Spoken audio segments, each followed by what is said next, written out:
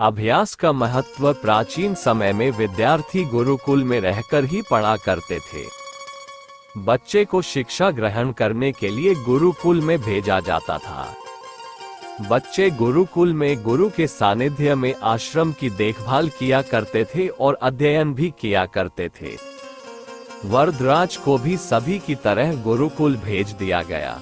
वहां आश्रम में अपने साथियों के साथ घुलने मिलने लगा, लेकिन वो पढ़ने में बहुत ही कमजोर था। गुरुजी की कोई भी बात उसके बहुत कम समझ में आती थी। इस कारण सभी के बीच वह उपहास का कारण बनता है। उसके सारे साथी अगली कक्षा में चले गए, लेकिन वो आगे नहीं बढ़ पाया। गुरुजी जी ने भी आखिर हार मानकर उसे बोला, बेटा वरदराज, मैंने सारे प्रयास करके देख लिए हैं, अब यही उचित होगा कि तुम यहाँ अपना समय बर्बाद मत करो। अपने घर चले जाओ और घर वालों की काम में मदद करो। वरदराज ने भी सोचा कि शायद विद्या मेरी किस्मत में नहीं है, और भारी मन से गुरुकुल से घर के लिए निकल गया। दोपहर का समय था। रास्ते में उसे प्यास लगने लगी। इधर उधर देखने पर उसने पाया कि थोड़ी दूर पर ही कुछ महिलाएं कुएं से पानी भर रही थी। वो कुएं के पास गया। वहां पत्थरों पर रस्सी के आने जाने से निशान बने हुए थे। तो उसने महिलाओं से पूछा, यह निशान आपने कैसे बनाए? तो एक महिला ने जवाब दिया, बेटे, यह निशान हमने नहीं बनाए।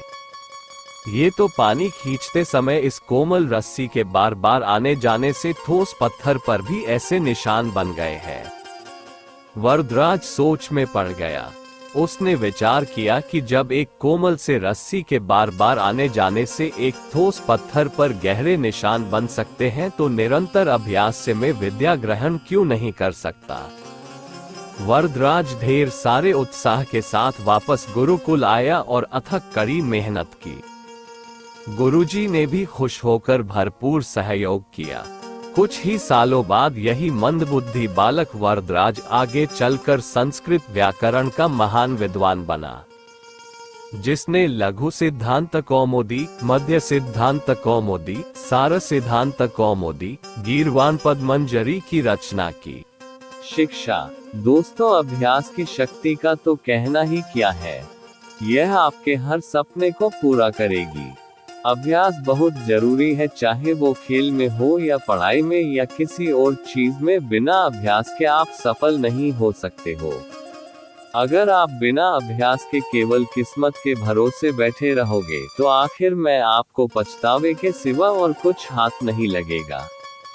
इसलिए अभ्यास के साथ धैर्य, परिश्रम और लगन रखकर आप अपनी मंजिल को पाने के लिए जुट जाए। धन्यवाद।